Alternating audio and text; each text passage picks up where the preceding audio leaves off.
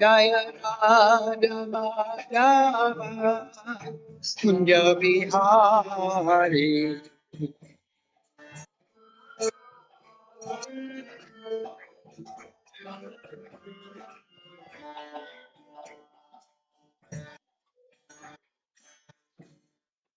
Kunja Bihari. Trivanakari.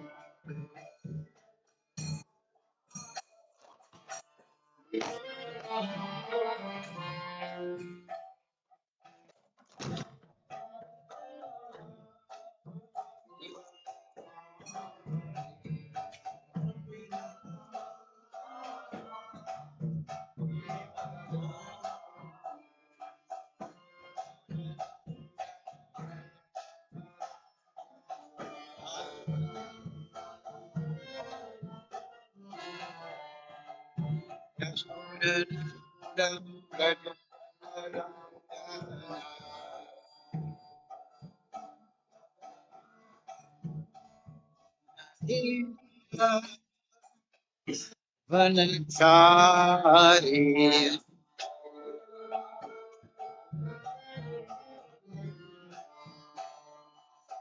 Nakira Vanachari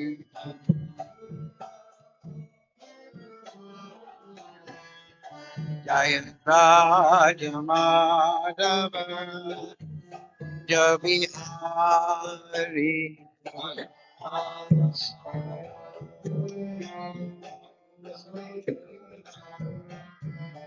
Hare Krishna Hare Krishna Krishna Krishna Hare Hare Hare Hare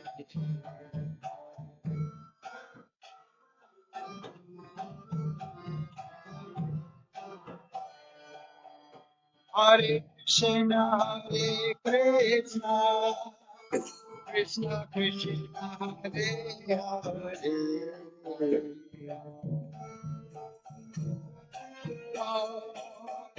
Ram Ram Hare Hare Krishna Krishna Krishna Hare Hare Hare Rama Rama Hare Hare Hare Krishna Hare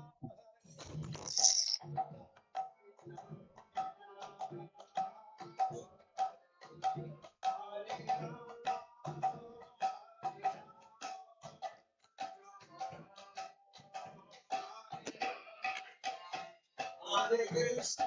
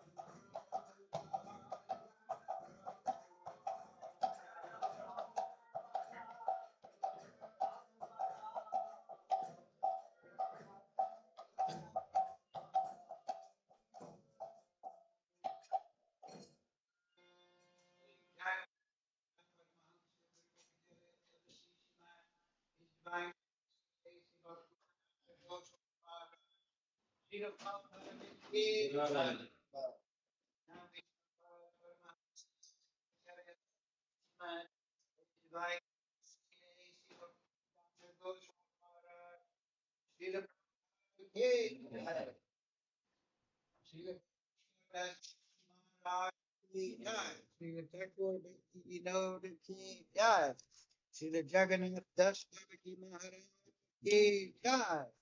Sri Guru Parampara ki jai. All glories to the assembled devotees. All glories to the assembled devotees. All glories to Sri Sri Guru and Gauranga. Go Premananda Hari Hari Bo. Om Namo Bhagavate Vasudevaya. Om Namo Bhagavate Vasudevaya. Om Namo Bhagavate Vasudevaya. All together, please. Om Jnana Timarandasya Gunandana Salakaya Chakshurunmilitam Yena Tasmai Shri Gurave Namaha Shri Chaitanya Manobhistam Swaminam Yena Bhutale Swayam Rupa Kadamayam Dadati Swapadantikam Vandeham Shri Guru Shri Yuktam Padakamalam Shri Guru Vaishnavamscha Sri Rupam Sagra Sajivam Sarvetam Sarvabhutam Shri Radha Krishna Padam Sahagana Lalita Shri Vishakam He Krishna Karuna Sindhu He Naman Gopesha Gopika Kanta Radha Kanchana Mostute Tapcha Kanchana Gorange Radhe Vrindavaneshwari Rishabhana Sudadevi Pranamani Panchakalpantarubhyascha kripa sindhubheva patitan bhavnebhyo vaishnavebhyo namo namah Shri Krishna Chaitanya Prabhu Nityananda Shri Advaita Gadadhara Shivasati Gaura Bhakta Vrinda Hare Krishna Krishna Krishna Hare Hare Hare Ram Ram Hare Hare. So thank you all for coming to class. Today's verse number 30. What number? Chapter 1? Chapter, huh? Chapter 1. Yeah, there's many verses in chapter 1. Wakey, wakey. 44. Oh, you figured that out. Okay. So please repeat. Aho bata katum vavashita vayam Yad Raja Sukam Lobhena Antum Swajanam Ujjata Ahobata Mahapapam Katum Vyavashita Vayam Yad Raja Sukam Lobhena Antum Swajanam Ujjata Atobata Mahapapam Katam Rasita Vayam Yadraja Sukham Lobhena Antum Swajanam Ujjita. Okay, let's go ahead. Vacha Mahapapam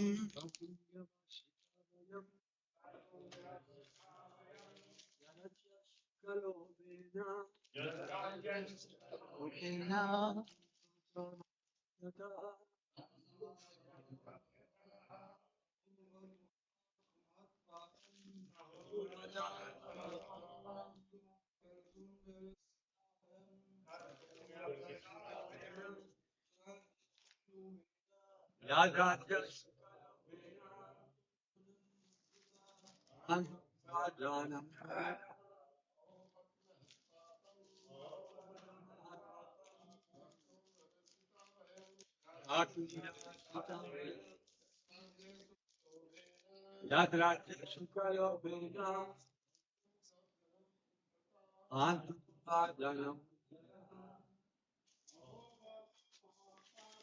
Adho Vacha Mahapapam Ashum Prachanitadaya Sukham Lobhena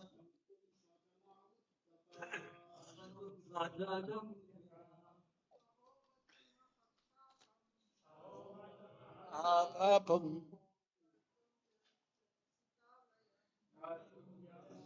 Vayam Jargulena Antum Swajanam Ujjataha. Okay, word for word, please repeat. Aho, alas, but how strange it is.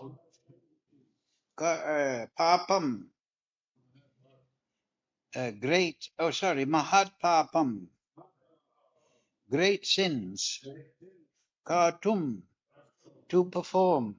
Vavasita, having decided. Vayam,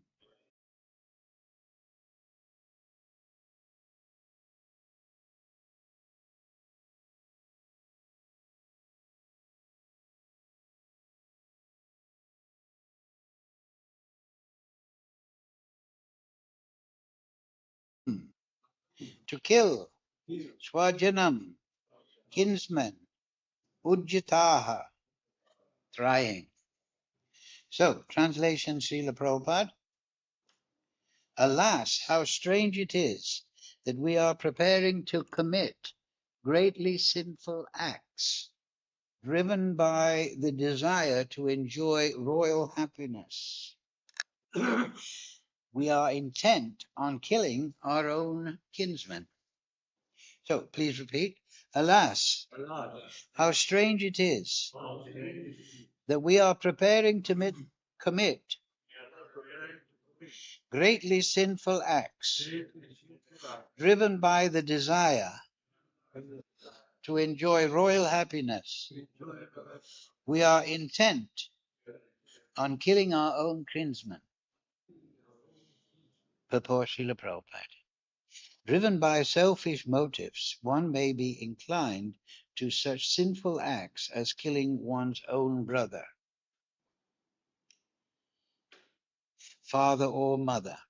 There are many such instances in the history of the world, but Arjuna, being a saintly devotee of the Lord, is always conscious of moral principles and therefore takes care to avoid such activities.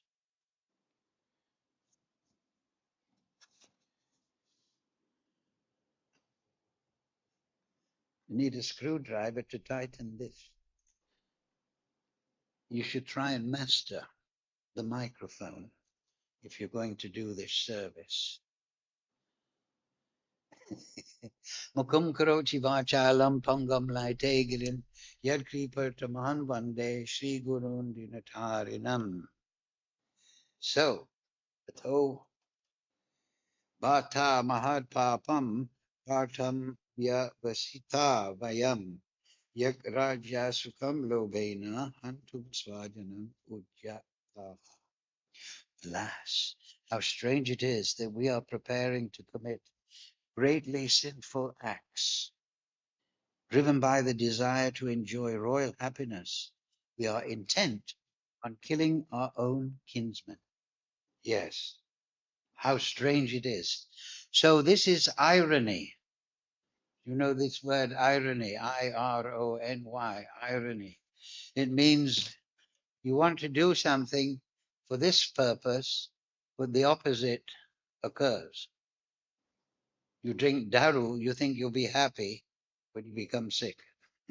The opposite happens. Huh? You go on holiday and you have your money stolen. You go on holiday to have a good time, but a thief picks your pocket. So this is irony. You want one thing, but you get another. So the whole material world is like this, right? We come here to enjoy, to control and enjoy.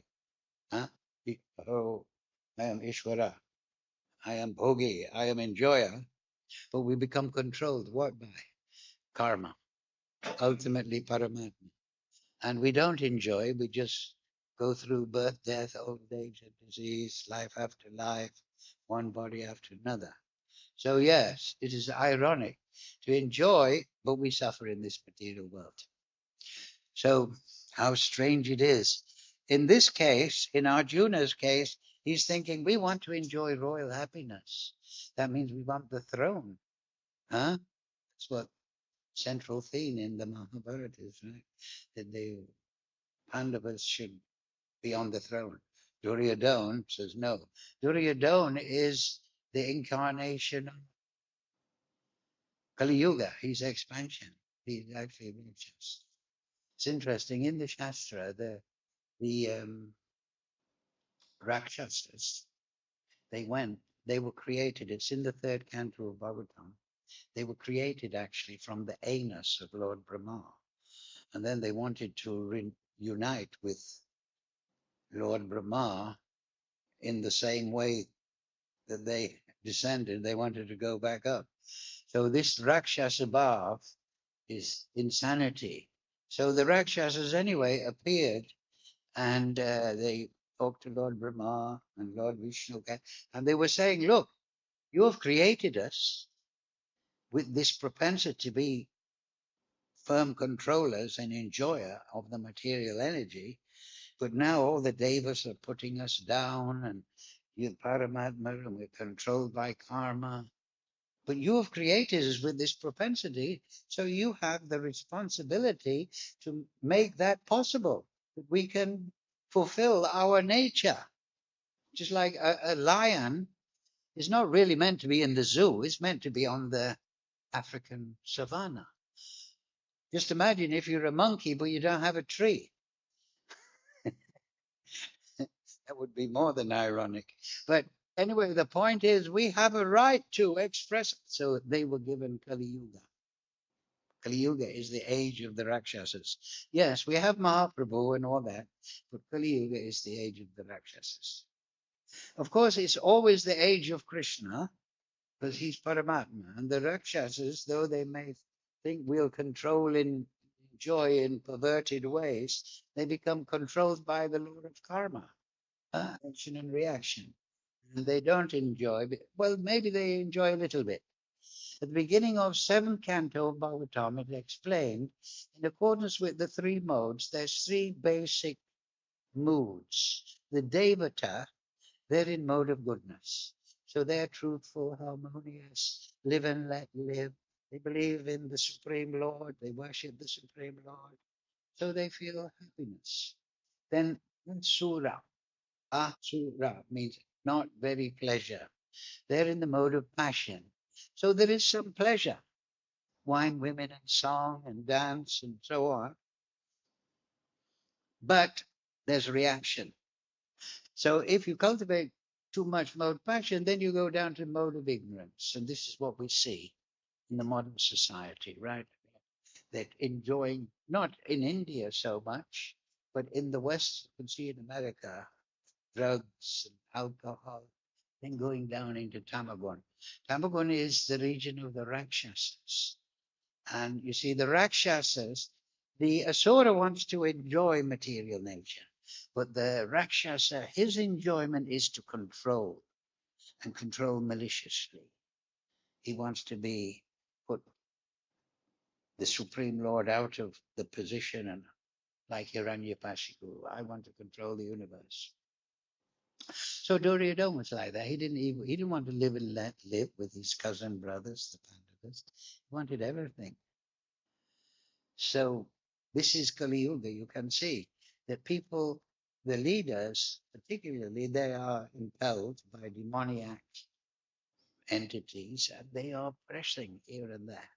It's also in the Mahabharata that one time Duryodhana, in the middle of the battle, it was 18 days, Mahabharata, he had a kind of change of heart in the middle of the day.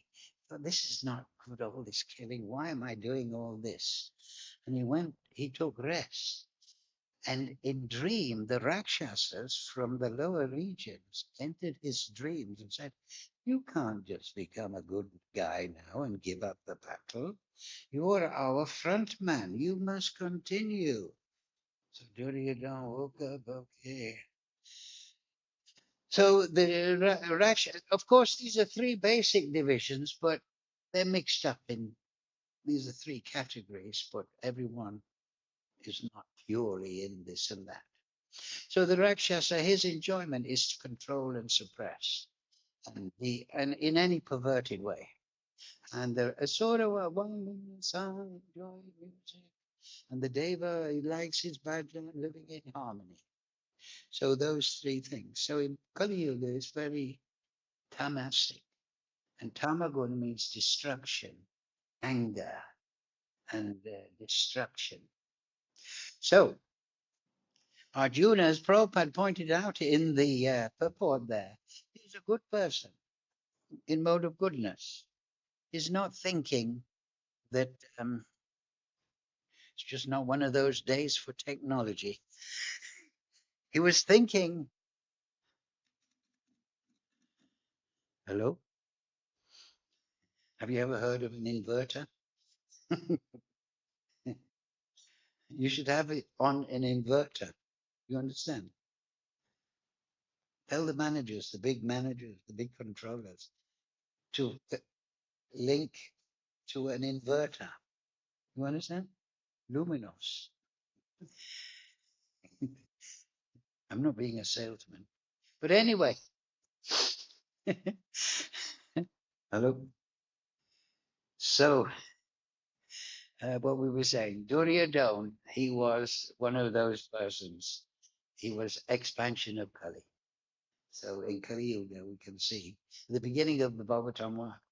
Kali appears. He's a black man. He's dressed as a king, and he's slaughtering the cow. He's beating the cow. So this is the Rakshasa. Kali appears as a Rakshasa. They want to destroy Dharma. But Ram always defeats Ravana, right? Yudhisthira defeats Duryodhana. Prahlad Maharaj defeats Hiranyakashipu by his surrender.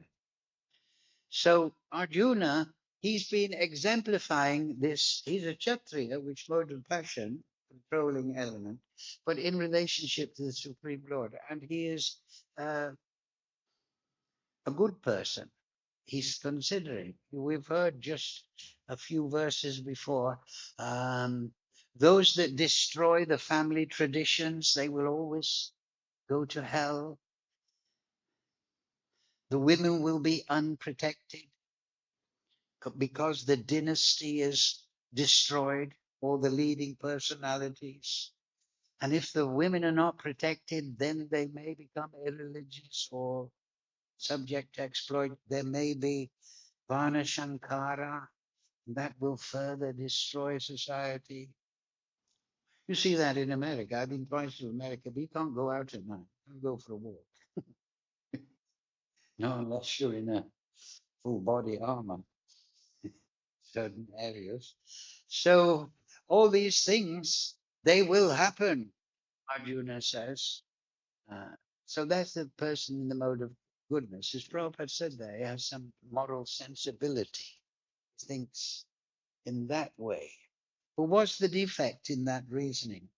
Better for me if the sons of Dhritarashtra, weapons in hands, were to kill me unarmed and unresisting on the battlefield. Arjuna, having thus spoken on the battlefield, cast aside his bow and arrows and sat down on the chariot, his mind overwhelmed with grief. So grief, that is lamentation. So that is also a touch of tamagun. But what's the wrong thing in his thinking? Arjuna will be explained, it will be explained to him rather by Krishna that, look, Arjuna, all these people, or Duryodhana and all these, they're all put to death by my plan. And you can be but an instrument in the fight. If you do renounce your duty as a Kshatriya to protect your brother and fight the evil Duryodhana, who has given you the poison key, who has given you cheating, Sakuni, the dice game, who's endlessly tried to damage you and your brothers. If you renounce this duty of fighting, this is not good, because it is my desire that Yudhisthira be on the throne. So you can be an instrument in the fight and take the benefit, or you can renounce your duty, and that will be not good for you. So he faces Arjuna with that question. And he explains, as I say, they're already put to death by my plan. I've already decided that I want you to see it. I don't want Duryodhana on the throne. And that comes later. But this is the moral thing.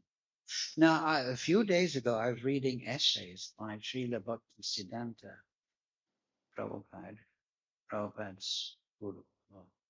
So he doesn't mess around.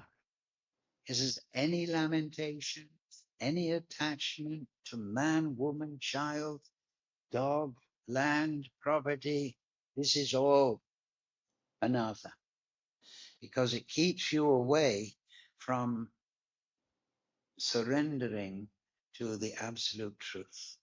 It keeps you attached, whether it is mode of goodness, mode of passion, or mode of ignorance. It is still in your consciousness, and it will put you into another body. Maybe as a deva, if you're in the mode of goodness, maybe back returning to Bhumandala, if you're in the mode of passion, maybe in Tamagur, but you will remain in this world. So Srila Bhaktisiddhanta, the great renunciant, he chanted 1 billion names in 9 years in Mayapur before he started his preaching program. He everything, throw out everything. So I was reading that. And, yes. So surrender. That is what Krishna, that is the end of the Bhagavad Gita. So what are the 6 symptoms of surrender? Right? We all know at the end, there's aham sarvasya prabhu matak sarvam prabhatate, right? Just surrender to me. So what are those 6 symptoms of surrender? The devotee, this is in Madhya Lila, verse 100, Chaitanya Charitamrita, Anupuryaya Krishna 6 items of surrender. Now, Arjuna will eventually surrender after all this full knowledge, the summation of Vedic knowledge that is compressed in the Bhagavad Gita. But we should understand these 6. One is anukulyasya. You should do everything that is favorable for bhakti. Just like I'm saying, Bhaktisiddhanta Maharaj, be renounced from everything. That doesn't mean to say you go and live in a cave, but it means that you're using everything for bhakti. Man, woman, child, house, children. You're engaging them all in bhakti. Everything favorable. And then the second one is practical. You throw away everything that is detrimental to devotional service. So we have 4 regulative principles, correct? No meat eating, no gambling, no intoxication, no illicit sex, right? These 4 basic items. Anything that is papi. And Srila Bhaktisiddhanta, he tells one story about the wedding party. This is interesting. A wedding party was going to cross the Ganga, and they arrived by the Ganga late at night. And they all got on the big boat. We're going to the wedding across the Ganga. So they rowed all night. Then the sun came up, and they were still in the middle of the Ganga. And then what was there? The rope. They'd got in the boat and they'd rowed in the Ganga, but the rope was still attached to the shore, right? So Srila Bhaktisiddhanta and Srila Prabhupada, they use this, that if we remain papi, if we don't follow regulative principles, if we don't try to, there's 2 things, pap and aparad. If we remain papi, it become offensive. It's like keeping the rope attached to the shore. You cannot cross the river of material conditioning to the other side. So that is pratikulyasya. You give up the bad things. So you do the positive things, you give up the bad things. Then number 3 is you will always consider in your mind, you surrender to the idea and contemplate the idea that Krishna is your protector. Krishna will protect me. I'm doing my best. I'm not a Paramahamsa. I'm a neophyte. I'm a sadhaka. But still, Krishna will protect me. I'm maintaining that desire to become a pure devotee. Actually, in the purport of Manashiksha, written by Bhaktivinoda Thakur, Manashiksha, the Manashiksha of Raghunath Das Babaji, in the beginning, the first verse, Raghunath, I offer my obeisances to the Brajabasis, to the pure devotees. And in the purport, Bhaktivinoda Thakur explains who a pure devotee is. A pure devotee is very interesting definition. Is not necessarily a Paramahamsa. A pure devotee is somebody who has understood what pure devotion is, and that's his goal. You understand? He may not have attained it, but within his heart, that desire is there. And we know what pure devotee is. Savepam samparo dharmo yito bhakti oxygen. It is to, the highest dharma is to serve the transcendental Lord. And that's Srila Bhakti Siddhanta's point, right? Don't let it be distracted by attachments in the material. Just look to transcendence. Make that your focus. So if somebody has understood that from Guru, bona fide Guru, from Acharya, from Mahajan, from Shastra, and that's his goal, he's chosen that. He's a pure devotee, even though he may not have ascended to the ultimate realms of it. It's a very interesting definition. And he also explains what a Vrajavasi is in the same purport. He says, a Vrajavasi is somebody who is residing in Braj for the purpose of pure devotion. Sometimes we say he's a Vrajavasi, he's a Vrajavasi.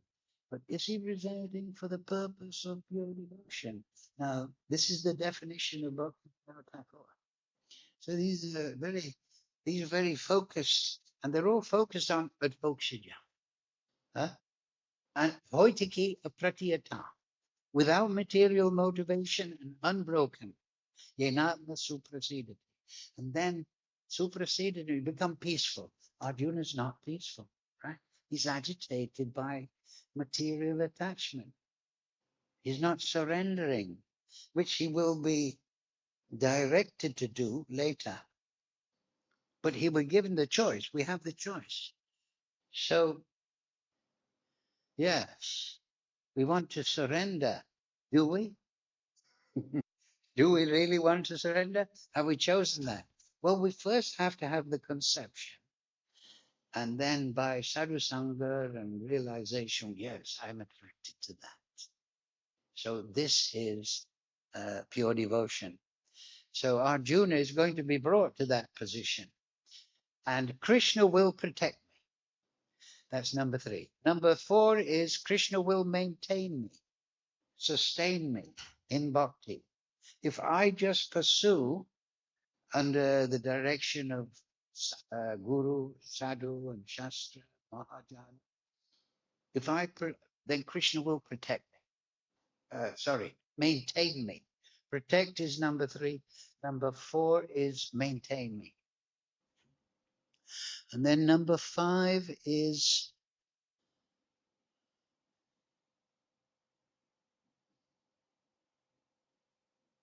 surrender. Yeah, with those preliminary 4, you surrender completely. It means, yes, I understand that I should give up bad things. I should do the right thing. I should consider Krishna my maintainer and sustainer and protector. And then I should surrender. So if you have the first four in good mind, you can surrender.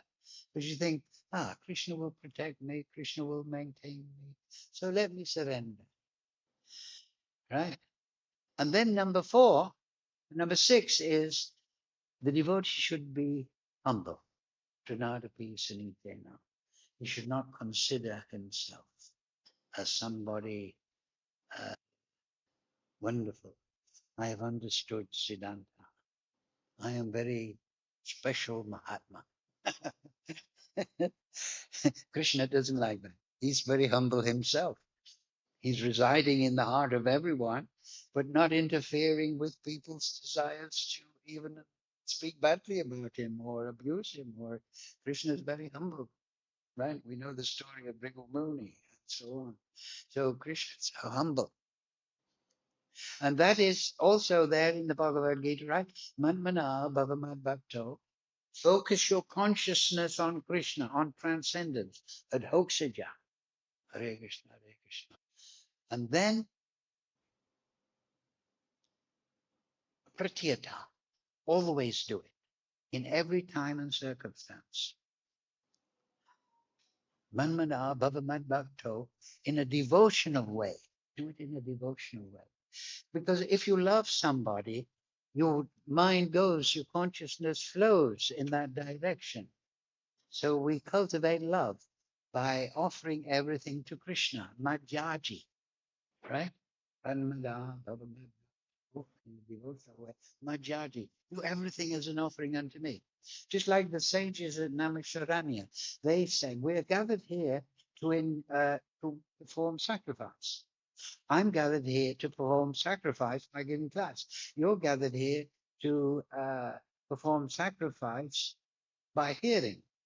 Huh? After this, you will go to the temple perhaps for darshan, and you can walk and you think, I'm making a yajna. Madhyaji means that everything is a yajna for a devotee. I'm studying the Shastra as yajna. Huh? Shravanam Kirtan, I'm hearing as yajna. I'm chanting as yajna. I'm remembering as yajna. Huh? Padasevanam and Anchanam. I'm doing everything as an offering because in the material world, we do everything as an offering to me. I'm serving my desire to control and enjoy. But on the spiritual consciousness, everything is an offering. And if I get some happiness from chanting or my bhakti, I offer that back. We don't chant so I can be happy. We chant so that we can offer any liberation or happiness back. Just like when we take bath in the Jamuna or Ganga, afterward, right? You offer Ganga Jal to Ganga. So anything that comes, Madhyaji means that. Everything that you have becomes part of your yajna. So that is surrender. And then Mam Namaskaru. Mam Namaskaru means what? Pay obeisances. That means remain humble. That's number 6. So you can see that in the Shastra, this is described in this way, but the basic principles are always there, like Lord Chaitanya emphasized. Before that, Nam Nama Kurya, I'm chanting the holy name, but I have no taste. But then Trinadapi Sanichena, then number 5 is, Nanda Maharaj, feeling your separation. Huh? So through humility and surrender, we enter the spiritual world. Because surrender, yajna means I'm not performing yajna or activities for my own gratification, but it's all an offering to Guru Maharaj, to Mahajan, to Krishna. Everything I'm doing is yajna. And Mam Namaskaru. So,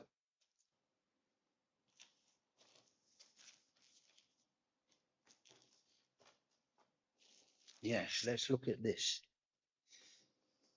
This is from the Uddhava Gita. And this is the sublime explanation of humility. So The Uddhava Gita is in the 11th canto, Bhagavatam. You know that, right? It's a wonderful thing. Everyone should study. It is called the Paramahamsa Samhita. The instructions given to Uddhava are considered more elaborate and a higher level than those given to Arjuna. They are the expansion of how to surrender. So humility is mentioned. Mam namaskuru. Oh, I want to offer obeisances to Krishna.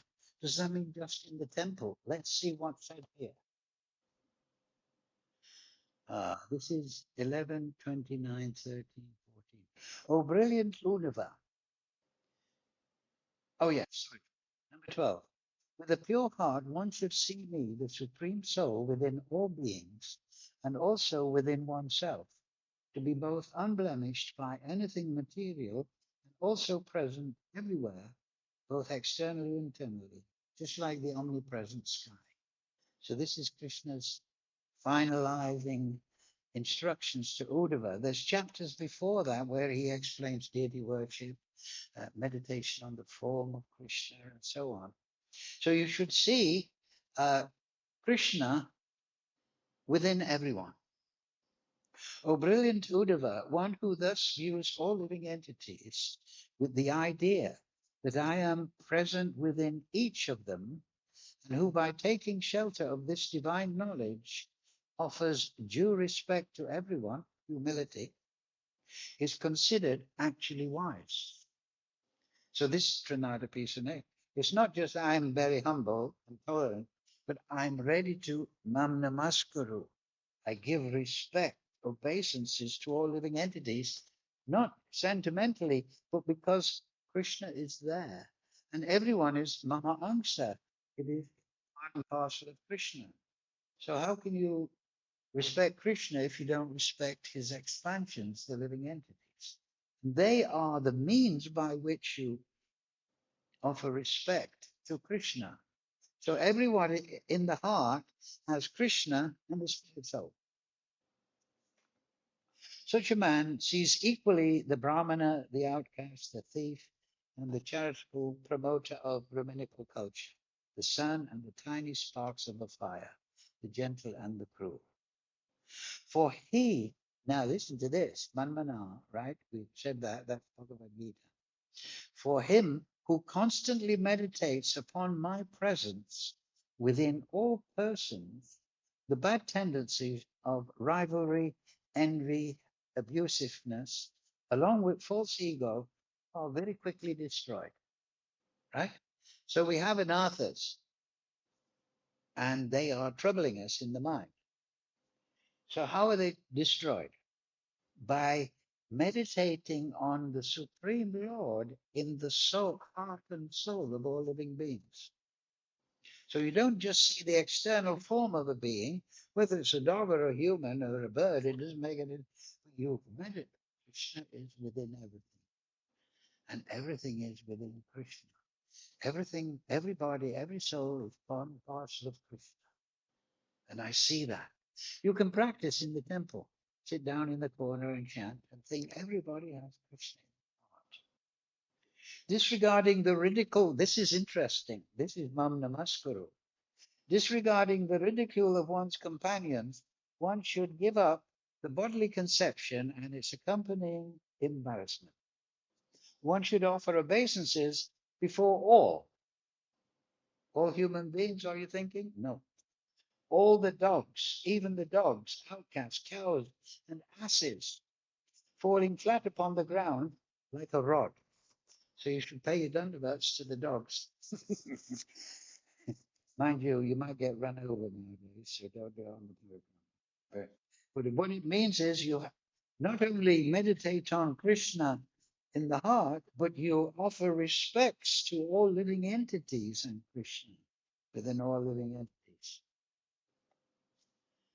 Until one has fully developed the ability to see me within all living beings, one must continue to worship me by this process with the activities of his speech, mind, and body. We have speech, we have mind, right? Right. worship by this process. This is what I'm saying. Yoga doesn't just mean grain in the fire, but if you maintain this mentality, that's yoga. That is worship of Krishna. But you're not just saying, oh, there's Nanda. You're saying, oh, there's Nanda. He's a spirit soul, and it's not Krishna in the heart. And all living beings, even the dog, hog, the nurse, they have Krishna in the heart. And I see Krishna there. And that is worship. Worship doesn't just mean offering an apple in the temple, falling on the ground like a rod. By such transcendental knowledge. See, this is the point. Right, the first verse of the Gita, the Shastakam, Chaitadapanamarja, purify, and then Vidyavadu Jivanam. Then the awakening of transcendental knowledge will come in the heart by grace of Krishna, step by step. And then Anandam Buddhivardhanam. Then you'll get bliss. So spiritual bliss is preceded by philosophical realization. Right? So this will come out by respecting all living entities. By such transcendental knowledge, right, of the all-pervading personality of Godhead, this is Krishna to Uddhava, remember, one is able to see the absolute truth everywhere. So by seeing all living beings, they are all pervasive, sarvagata. The living entities are everywhere. By seeing that Krishna, they are part and parcel of Krishna, and Krishna is within them as Paramatma, then one is able to see the absolute truth everywhere. Normally in the material consciousness, what do we see? We see the color of someone's shirt. Oh, this is a pretty girl. This is not a pretty girl. Oh, this is a rich man. This is a poor man. This is a dog. This is an apple tree. Or this, you see that. But on the spiritual path, we see the same thing, but within is Krishna. Now, you may not factually see Krishna directly, but by transcendental knowledge, you're training your vision. You're seeing in that way. And you're seeing with respect, because it's Krishna. Freed thus from all doubts, one gives up fruitive activities. Right? So one becomes devoted in this manner. Indeed, I consider this process, using one's mind, words, and bodily functions for realizing me within all living beings to be the best possible, I'll say that again, best possible method of spiritual enlightenment. Right? We want to be spiritually enlightened. We want Vidyavadu Jivanam. We want realization. The best process is to see that the living entity is part and parcel of Krishna within all living beings, and Krishna is there, present with the living entity, and to offer respects, falling on the ground like a rod, dandavats, even to the dog, hog, the nest. Right? Now, we have to have practical adjustment to that. But we hear this kind of Leela with the Goswamis, right? Some of the 6 Goswamis, they never considered, they were offering obeisances.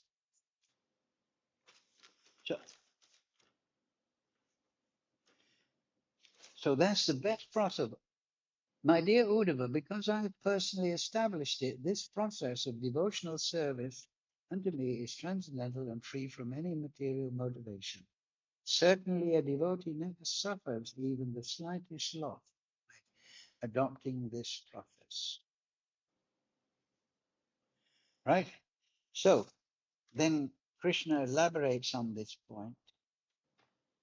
He who loudly recites this supreme knowledge, which is the most lucid and purifying, becomes purified day by day, for he reveals me to others with the lamp of transcendental knowledge.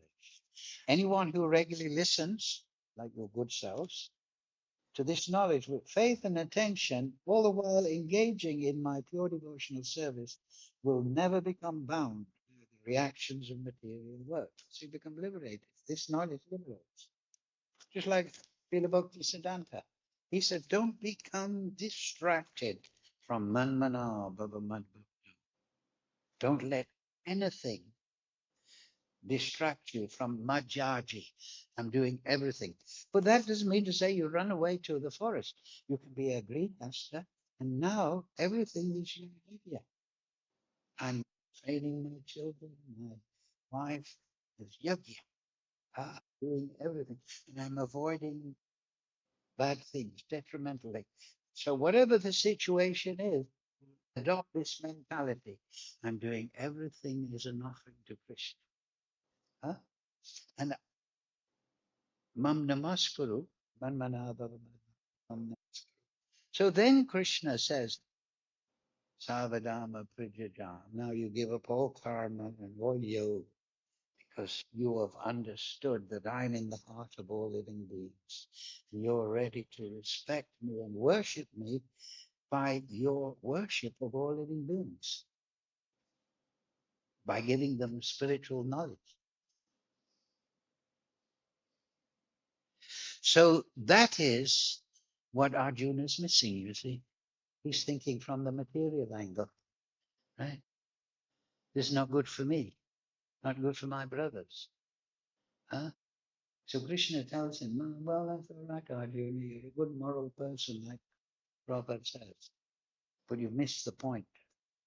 The point is, what is it? Surrender unto me. What is the Sanskrit?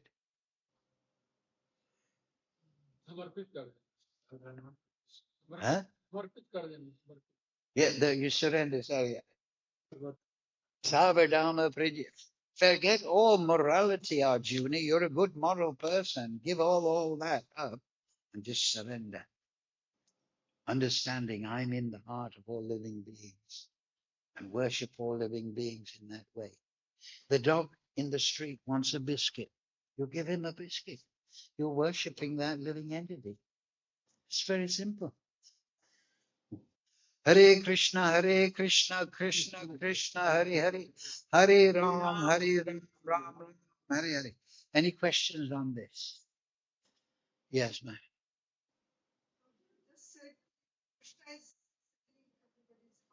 Yeah. Well, Krishna is saying that also.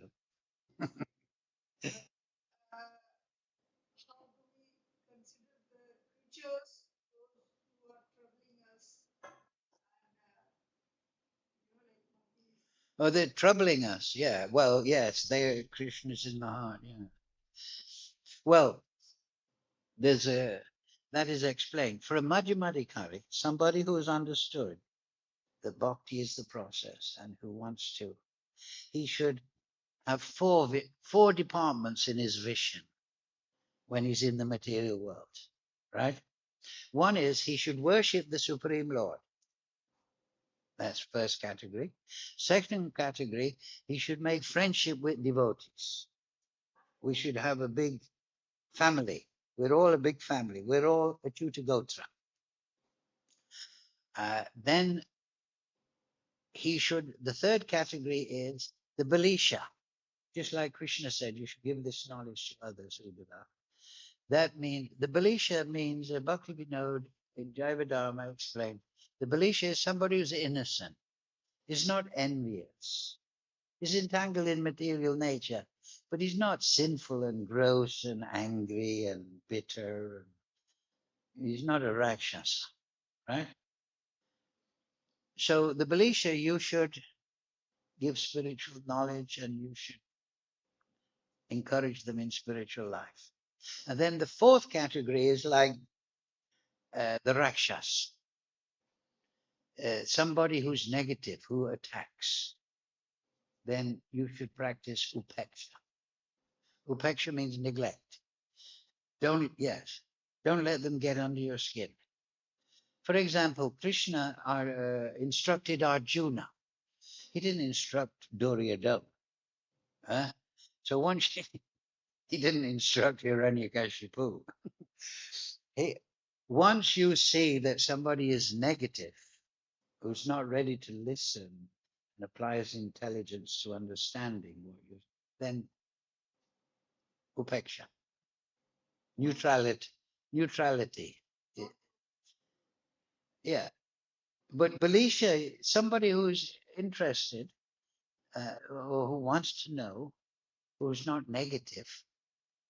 But you see, in the Vedanta Sutra, it said tarkena apratishta. Tarkena means by argumentation, apratishta.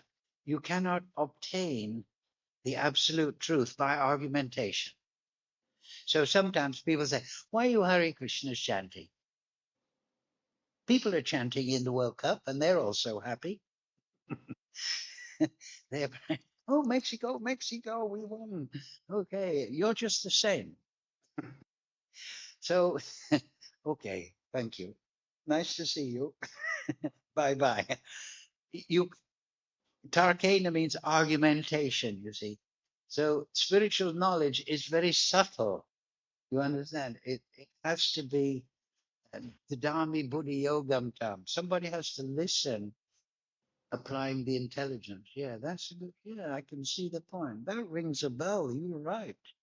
But if somebody comes to you, "Whoa, why do you shave your head? You'd look better with a fuzz box." So, do you understand? So somebody who is Matsarya, envious or provocative. Okay, thank you. Nice to meet you. You understand? Do you see the point? So the monkeys are in that fourth category.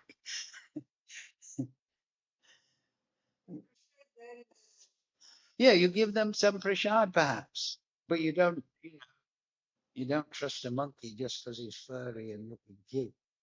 Like a monkey looks at you. Have you ever noticed? They're not admiring your dress. They're thinking, what can I steal from this fellow? Right? Has he got a banana in that bag? You're not thinking, he's not looking at you like a.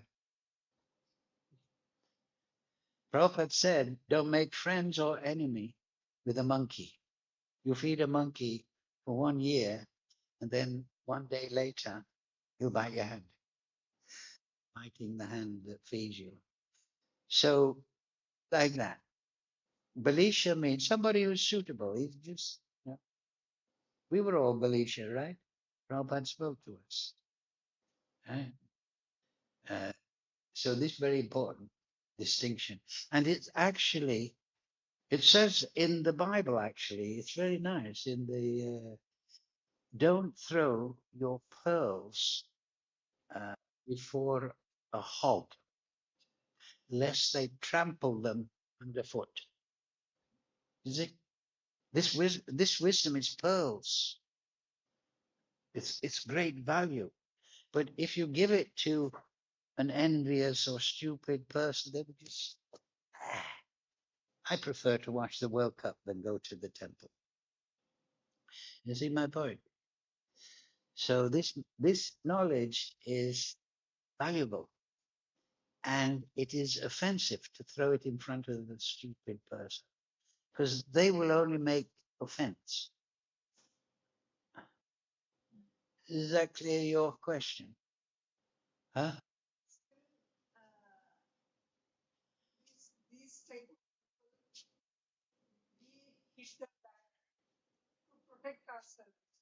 Sorry? Yes. Well, you see, Paramahansa, somebody like Srila Prabhupada, he can go anywhere and not be disturbed. But the sadhaka, the practitioner, he can be disturbed. And the envious people, they want to make you fall down. They want to take you away from spiritual practice. Oh, you're becoming a Hare Krishna. Why don't you come out and get some dharma with me?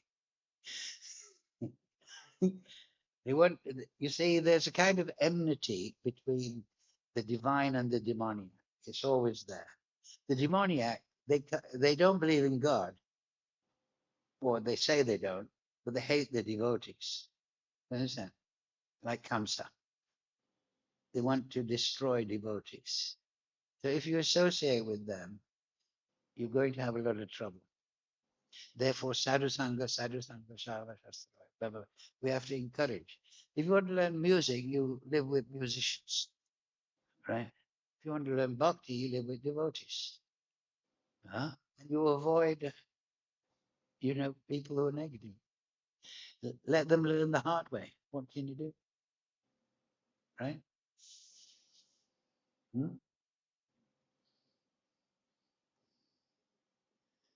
Is that correct? So don't preach to the monkeys.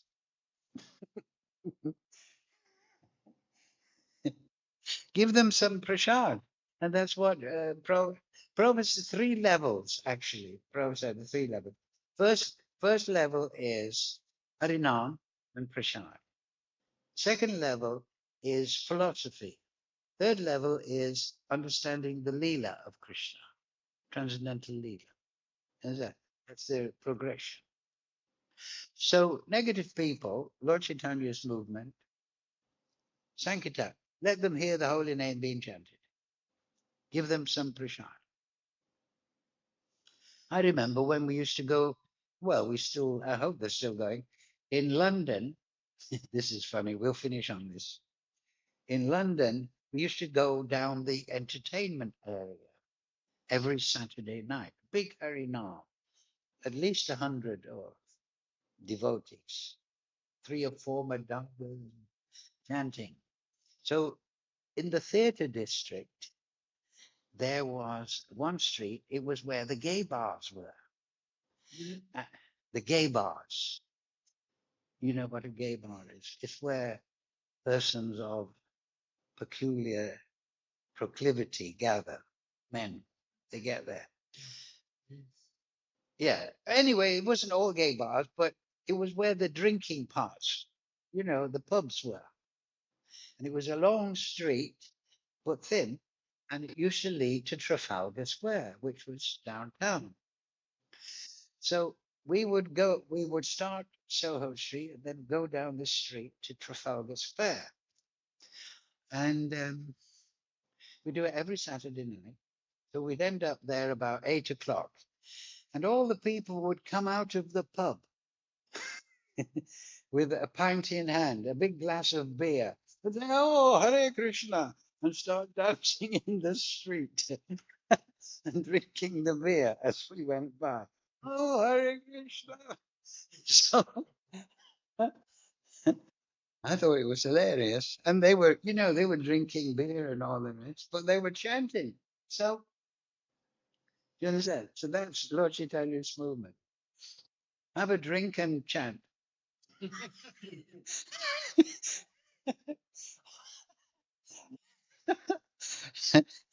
Right? Okay, thank you for your kind attention. Sorry if I was a little disturbed about the microphone at the end. I should control myself.